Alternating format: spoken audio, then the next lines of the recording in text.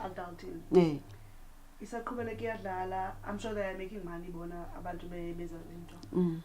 Nina, do you still have money? How do you survive now?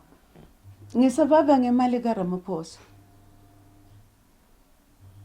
Lo 2000 rand anginika yona ngiyazama ngifike ngithi ngiqophelele kancinci sokwazi ukudla ngalo 2000 and then until ngithola enye i-production yezoqhubekisa ngikwazi ukuthi ndenze izinto ezibhetere ezibonakalayo. And abantwana bangakanani akho mhlambe ezinye demands financially ofuneka uzenzile apha ekhaya xa ungekayiviset? Izidingo zasekhaya zipheli. Izidingo zasekhaya zipheli because bengiqalile nangoku nje ukubona busy bendipainta ndithini nizama ukuthi ibukeke because ukuza kwami uzohlala la bekuhlala abantwana basekhaya and they never looked after the house.